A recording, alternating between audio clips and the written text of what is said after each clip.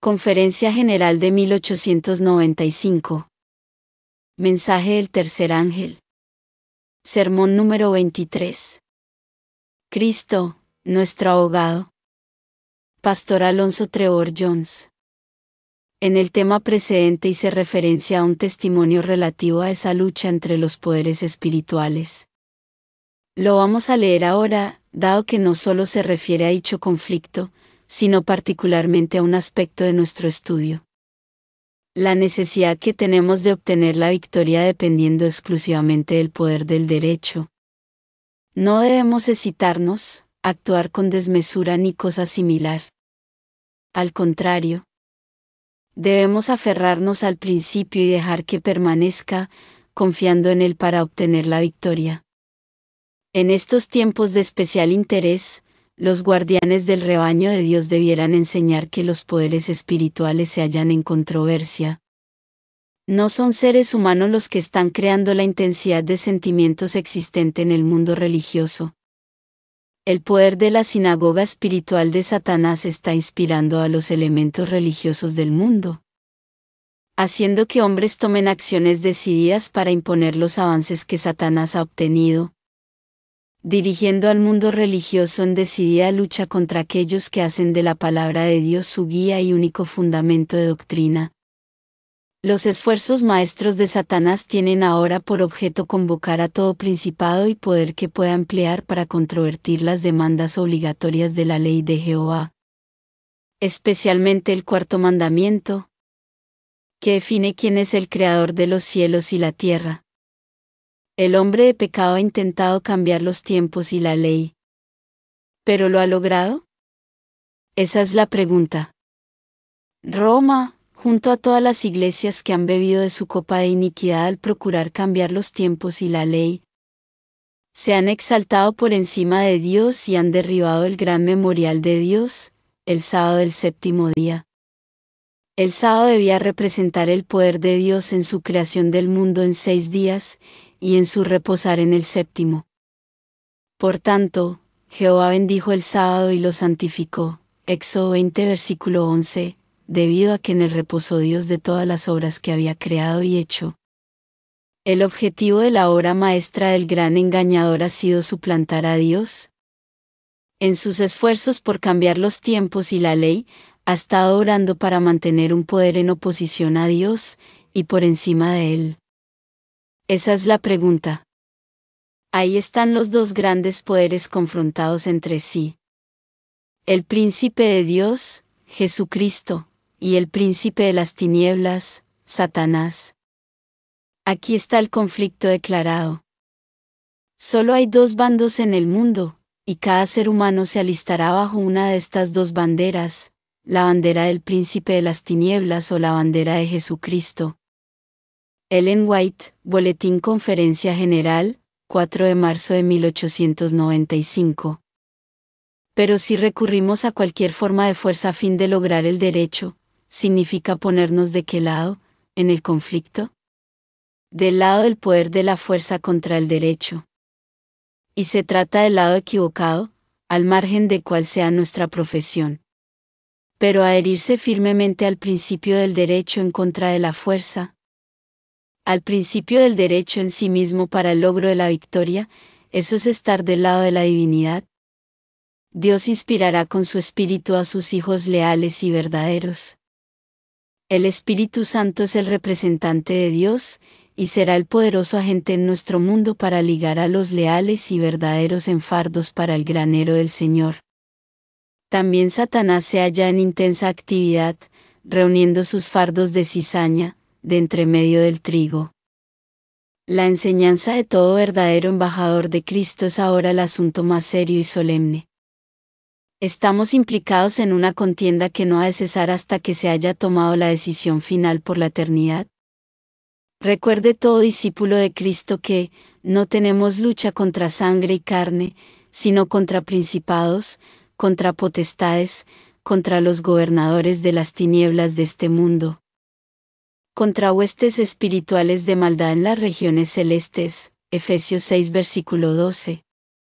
En ese conflicto hay implicados intereses eternos, y ninguna obra superficial o experiencia barata deben tener ahí lugar.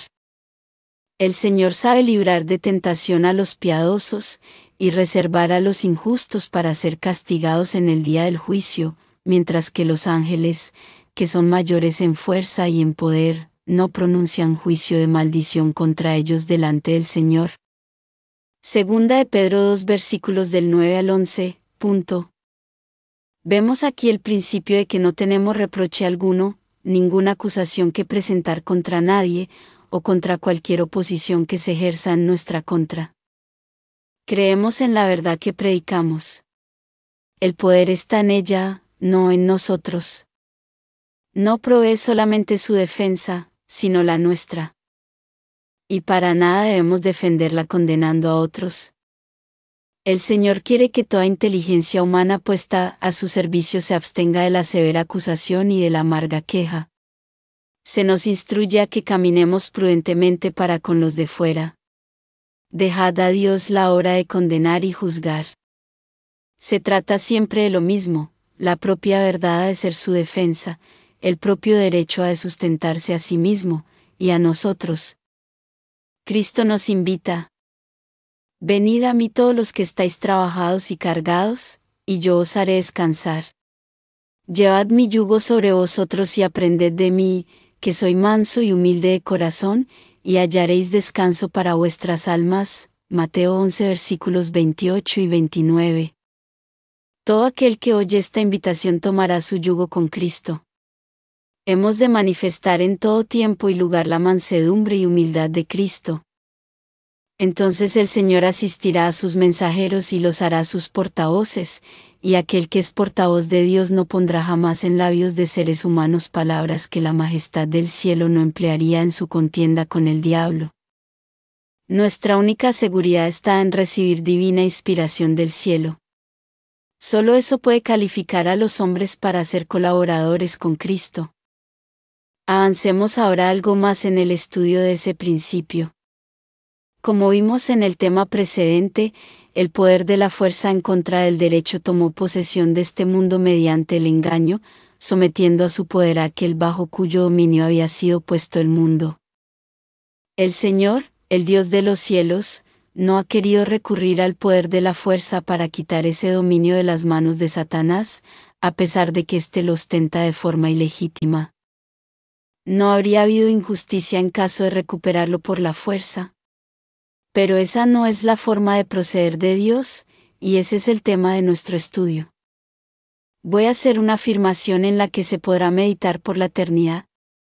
El universo de Dios se fundamenta en el principio del sacrificio propio. El soporte, la columna vertebral del universo mismo, es el principio del sacrificio del yo como medio de victoria. Es decir, vencer sin ofrecer resistencia, mediante el puro ejercicio del poder del derecho en sí mismo. Eso es lo que mantiene integrado al universo. Tal es la esencia del Evangelio. Se puede decir con toda propiedad que el Evangelio mantiene en orden al universo. Pero el principio del Evangelio es el principio del sacrificio de Jesucristo y del carácter abnegado de Dios, quien se da en su Hijo. Por lo tanto, el Señor, en la recuperación del dominio perdido, se abstiene de emplear cualquier clase de poder que no sea justo en sí mismo. Así, cuando se dispuso a recuperar la totalidad del dominio y de la raza humana, lo hizo con una justicia tal, que ni el mismo Satanás y sus huestes pueden alegar en contra. Se perdió por el hombre, y se recupera mediante el hombre. Eso es lo que vimos al inicio de nuestro estudio, en el segundo capítulo de Hebreos. Dios no sujetó a los ángeles el mundo venidero, acerca del cual estamos hablando. Al contrario, alguien testificó en cierto lugar, diciendo: ¿qué es el hombre para que te acuerdes de él, el ser humano para que lo visites? Lo hiciste un poco menor que los ángeles, lo coronaste de gloria y de honra y lo pusiste sobre las obras de tus manos. Todo lo sujetaste bajo sus pies. En cuanto le sujetó todas las cosas, nada dejó que no le sea sujeto, aunque todavía no vemos que todas las cosas le sean sujetas. Pero vemos a Jesús. Versículos del 5 al 9. Vemos a Jesús en el lugar del hombre, y como el hombre. Dios no ha sujetado el mundo venidero a los ángeles, sino al hombre. Y Jesucristo es ese hombre. Hay un segundo Adán. Así pues, por el hombre se perdió, y por el hombre se recupera. El Adán que lo recupera no lo hace a partir del lugar en donde estaba el primer Adán cuando lo perdió, sino a partir del lugar al que habían llegado los descendientes del primer Adán en su degeneración bajo la influencia y el poder del pecado. En el momento en que entró en el campo de batalla para disputarle a Satanás el derecho. Me refiero a cuando entró en el combate abierto cuerpo a cuerpo. De hecho, entró en el combate antes de que fuese creado el universo, y entró también cuando el hombre pecó. Pero no había tomado la carne ni había entrado plenamente en la contienda hasta que vino al mundo en carne humana. El Señor Jesús entró en combate abierto con Satanás en carne humana, en el punto de generación que había alcanzado dicha carne en el momento en que Él nació en este mundo. Peleó la batalla en la debilidad de la naturaleza humana tal como existía al venir en la carne. La naturaleza humana nunca será más débil, el mundo no será peor en sí mismo, la naturaleza humana no alcanzará una condición más baja que la que tenía cuando Jesucristo vino a este mundo. La única forma en la que la naturaleza humana pueda empeorar aún más, es si ese mismo grado de iniquidad hace profesión de cristianismo. Una persona puede no ser más que iniquidad, tal como lo era el mundo cuando Cristo nació en él, mientras la tal no haga profesión de cristianismo. Si no pretende estar sujetándose a los principios del Evangelio, Dios puede alcanzar la perdida condición de esa persona mediante el Evangelio, salvándola de ese modo. Pero si esa persona en su condición inicua profesa el Evangelio, y se atiene a dicha profesión únicamente como una forma, como una cobertura para disimular su iniquidad, quita a Dios del único medio que tiene el Señor de salvar al hombre, pervirtiéndolo al convertirlo en apoyo de su maldad. Eso lo convierte en peor en ese sentido, destituyéndose a sí mismo de la salvación al tomar el método divino de salvación y convertirlo en una tapadera y apoyo para su maldad. Pero en sí mismo, en la carne, su propia maldad carnal práctica no es en realidad mayor, se trata solo de que ahora, además de inicuo, es hipócrita. En los últimos días el mundo no será en sí mismo peor de lo que fue cuando Cristo nació en él. Será peor en el sentido de que tendrá la apariencia de piedad, pero habiendo negado la eficacia de ella, puesto que utiliza la profesión de cristianismo para cubrir su iniquidad, pervirtiendo así el único medio de salvación de Dios, lo que implica su destrucción irremediable. Jesucristo vino al mundo en ese estado de máxima debilidad de la carne humana, y en esa carne, como hombre, peleó la batalla con Satanás. Así, ni el propio Satanás puede presentar queja alguna respecto a la justicia del plan de la salvación.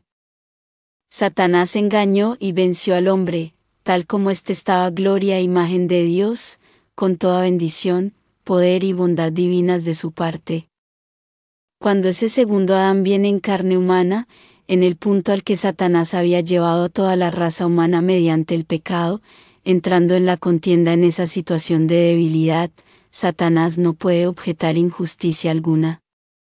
No puede decir, has tomado una ventaja injusta. Has venido rodeado de un despliegue colosal, has traído demasiadas salvaguardas como para que sea una contienda justa. No lo puede decir, puesto que Cristo se tuvo en la debilidad misma de la carne a la que el propio Satanás había conducido al hombre. Cristo vino en la debilidad que Satanás había traído sobre la raza, y en esa debilidad dijo, aquí estamos para la contienda. Y nuestro hermano venció. Alabado sea su nombre. Veamos ahora otra fase del mismo hecho. Recordemos que uno de los temas en Lecturas para la Semana de Oración tenía que ver con la lealtad a Dios, y estudiaba el pasaje en el que los hijos de Dios comparecieron ante el Señor, y entre ellos vino también Satanás, Job 1 versículo 6. Se comentó que esos hijos de Dios venían de otros mundos, de las diferentes partes del universo, en correspondencia con lo que fue Adán cuando se tenía la cabeza de este mundo en la creación, cuando se le dio señorío y dominio. La Escritura declara que Adán era el Hijo de Dios. Cuando Satanás vino a este mundo y asumió el poder, enseñoreándose sobre él como cabeza, tomó el lugar en el que debió haber permanecido Adán. Por lo tanto, cuando vinieron los hijos de Dios desde otros mundos a presentarse ante el Señor, Satanás vino también con ellos y se presentó ante el Señor como representante de este mundo, que está bajo su dominio. Les recuerdo eso simplemente para llamar su atención a ese tema como objeto de posterior estudio. Desde que Satanás obtuvo su dominio aquí, Dios ha estado llamando a las personas de este mundo a sí mismo. Desde que Satanás tomó el control de este mundo y Dios dijo: pondré enemistad entre ti y la mujer, y entre tu simiente y la simiente suya. Génesis 3 versículo 15. Dios ha estado llamando a personas, de entre las filas de Satanás, a su dominio. Y muchos han respondido. Pero Satanás no ha cesado de hacer la acusación de injusticia en ello.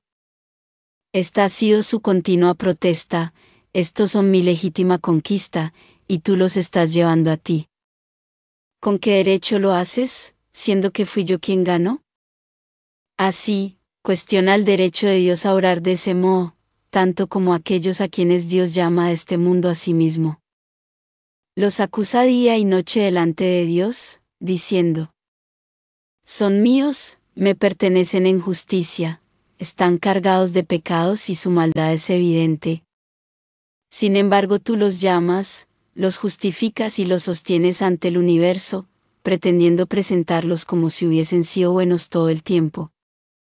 No es justo. Son pecadores, son inicuos, son exactamente igual que el resto de nosotros. Es, pues, el acusador de los hermanos, acusando noche y día ante Dios a todo aquel que se volvió de su autoridad a la de Dios. Jesús vino a este mundo a demostrar que tenía el derecho para ser así, que era justo en sus caminos. Y vino en ese punto de debilidad que ya hemos considerado antes, entrando en el conflicto con Satanás para recuperar, por el derecho, el señorío de este dominio perdido. Miremos, Satanás había obtenido, no por derecho, sino por la fuerza en contra del derecho, el señorío de este dominio del primer Adán, a quien le había sido dado en derecho. Viene el segundo Adán, no por el derecho de la fuerza, sino por la fuerza del derecho, y recupera la dirección de este mundo y su dominio. Por lo tanto, cuando resucitó de los muertos, resucitó a la cabeza de todo principado, poder y dominio, no solo de este mundo sino también del venidero. Vayamos ahora al capítulo 12 de Apocalipsis, ahí está el pasaje del que deriva todo cuanto os he venido diciendo. La visión comienza con el nacimiento de Cristo en este mundo, y allí estaba Satanás dispuesto a devorarlo tan pronto como naciera. Versículo 7. Entonces hubo una guerra en el cielo, Miguel y sus ángeles luchaban contra el dragón. Luchaban el dragón y sus ángeles. Versículos 9 y 10. Y fue lanzado fuera el gran dragón, la serpiente antigua, que se llama Diablo y Satanás, el cual engaña al mundo entero. Fue arrojado en tierra, y sus ángeles fueron arrojados con él. Entonces oí una gran voz en el cielo que decía: ahora ha venido la salvación, el poder y el reino de nuestro Dios y la autoridad de su Cristo, porque ha sido expulsado el acusador de nuestros hermanos, el que los acusaba delante de nuestro Dios día y noche. La palabra acusador se refiere en griego a aquel que acusa judicialmente a alguien. En los tribunales de este mundo es frecuente que uno acuse a otro con falsedad, contando mentiras sobre él. Por supuesto, en eso no hacen más que seguir el camino de Satanás. Pero el texto no trata de eso. El acusador se refiere más bien al papel que en los tribunales oficial fiscal o abogado acusador. Veamos la situación, tenemos aquí a Satanás, quien tenía este dominio. Dios ha estado llamando y recibiendo a aquellos que acudieron a él, abandonando el poder de Satanás. pero éste reclamaba su dominio sobre todos ellos. Imaginadlo entrando en el tribunal de Dios, como abogado acusador, persiguiéndolos como corresponde a esclavos que se fugaron, según las leyes de la esclavitud que regían en los Estados Unidos de hace años. Los persigue judicialmente en ese tribunal, reclamando que vuelvan a serles restituidos bajo su autoridad, pues no le fueron arrebatados en derecho, sino de forma injusta. Y tenía cierta plausibilidad presentando esa acusación, tenía un aparente viso de verdad debido a que no se había producido aún la confrontación. Aún no se había librado la batalla ni ganado la victoria tan plenamente como para que su argumento y supuesto derecho como abogado acusador resultaran aniquilados. La promesa era cierta, la victoria segura y la promesa divina inamovible, pero tenían aún que ser probadas en abierto conflicto en la carne. Así, cuando Cristo vino en la carne, Satanás lo tentó tan poderosamente como si nunca hubiera habido promesa alguna de redención. ¿Podemos afirmar eso? Podemos afirmar que cuando Cristo vino en la carne tuvo que afrontar tentaciones tan poderosas y reales como si nunca hubiera habido promesa alguna de redención. Ciertamente, podemos. En caso contrario habría sido resguardado contra la tentación, y el conflicto no hubiera tenido realidad alguna, habría sido imaginario. Cristo vino al mundo para exponer la injusticia de esa acusación que Satanás estaba presentando ante el tribunal divino, como abogado acusador de este mundo. Ese es el pensamiento. Es legítimo de principio a final. Jesús vino aquí, al territorio de Satanás, y tomó la naturaleza humana en el punto al que el propio Satanás la había llevado. En esa naturaleza humana se enfrentó a Satanás en el propio terreno de éste, y a pesar de su poder, lo derrotó totalmente confiando solo en el poder del derecho contra la fuerza. No amparó en derecho alguno procedente de sí mismo, a fin de ayudarse o protegerse. Confió plenamente en ese poder divino del derecho en contra de la fuerza, con todo lo que conlleva. Y venció, volviendo a ser en todo derecho la cabeza de este dominio y de todos cuantos fueran redimidos de él, tanto como artífice de la redención del dominio mismo. El texto griego, cuando afirma que el acusador de los hermanos ha sido expulsado, expresa la idea de que el abogado acusador es repudiado al haber perdido toda oportunidad de presentar su acusación. ¿Por qué era así? Porque ahora tenemos un abogado en el tribunal, a Jesucristo el justo. Gracias sean dadas al Señor. Antes que Jesús viniese en la carne, comparecía el acusador de los hermanos como abogado acusador en el tribunal, alegando sus derechos legales sobre los súbditos de su dominio que decidían abandonarlo para pasarse al otro. Podía entonces esgrimir el argumento con cierto viso de credibilidad, puesto que su dominio y autoridad aún no le habían sido positivamente disputados. Pero vino Cristo y se lo disputó en toda justicia y buena lid a cada paso, y de forma tan consistente que el propio Satanás no puede aducir injusticia alguna en ello. Habiendo vencido, Cristo ocupa ahora el lugar en el tribunal, no como abogado acusador, sino como abogado defensor. Y al comparecer ante el tribunal como abogado en derecho, el otro, el acusador, es expulsado. No tiene acusación alguna que presentar.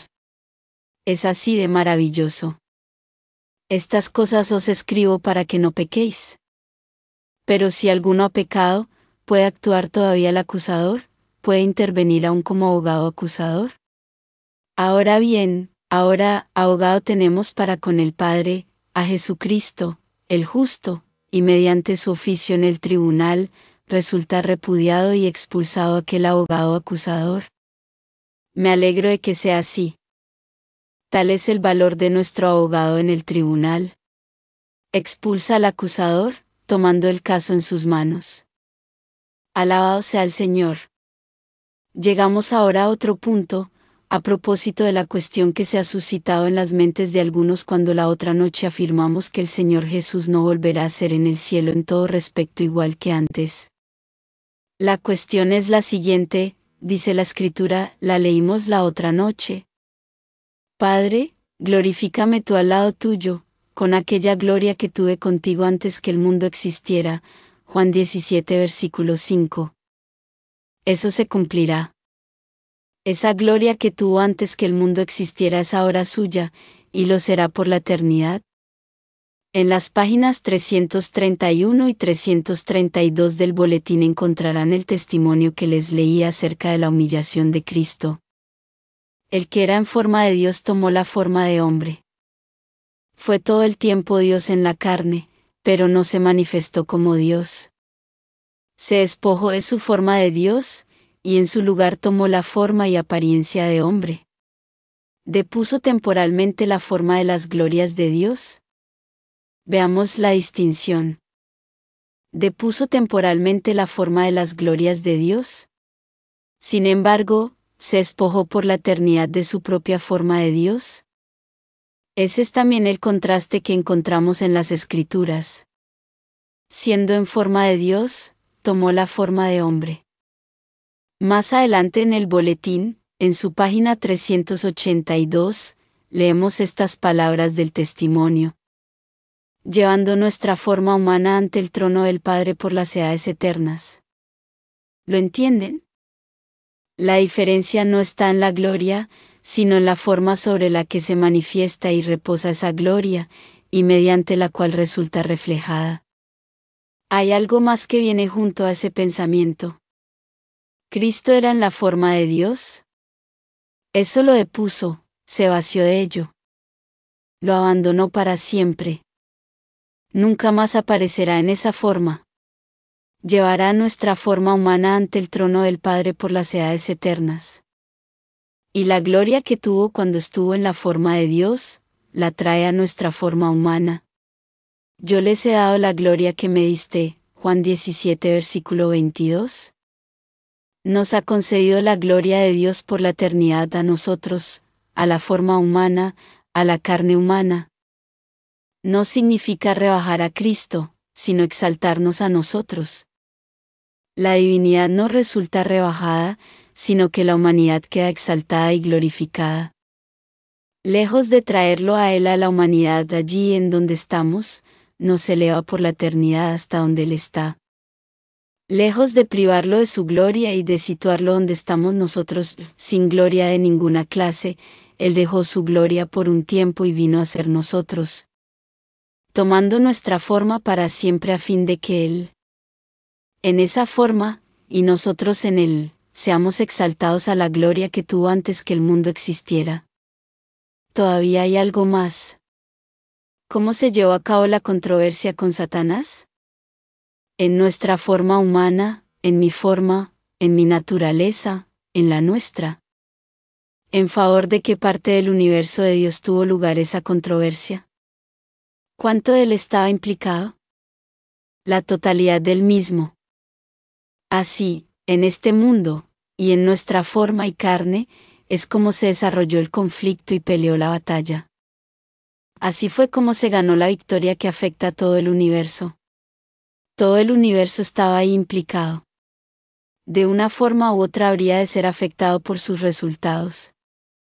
Por consiguiente, a fin de llevar a cabo el eterno propósito de Dios, tenía que venir a este mundo y tomar nuestra forma y naturaleza, ya que es en este mundo. Y en nuestra forma y naturaleza donde se había desafiado el propósito y centrado el debate. El que era uno con Dios se vació de sí mismo, tomó nuestra forma y naturaleza, y peleó la batalla en esa forma y naturaleza, obteniendo en ellas la victoria. ¿A qué forma y naturaleza pertenece la victoria? A las nuestras. Pertenece a nuestra forma y naturaleza en Jesucristo, junto a Él. Podemos pues ver que esa controversia, esa victoria, no solo nos devuelve al universo en el que estaba Adán, o al que hubiera podido alcanzar, sino aquel en el que está Jesucristo por derecho divino. Es así de maravilloso, y así de cierto. Demasiado a menudo perdemos de vista la gloria de lo anterior, concentrándonos solamente en la desgraciada entrada del pecado. Fue ciertamente una desgracia que el pecado irrumpiera en el universo. Y en el mismo sentido lo fue que afectara a este mundo, de manera que la batalla a favor de todo el universo hubiera de pelearse en este mundo. Pero habiendo afectado a este mundo, os afectó a vosotros y a mí, de forma que tuvo que pelearse en favor del universo aquí, en nuestra naturaleza. Y podemos agradecer a Dios por la victoria obtenida, y por lo que compartimos en ella.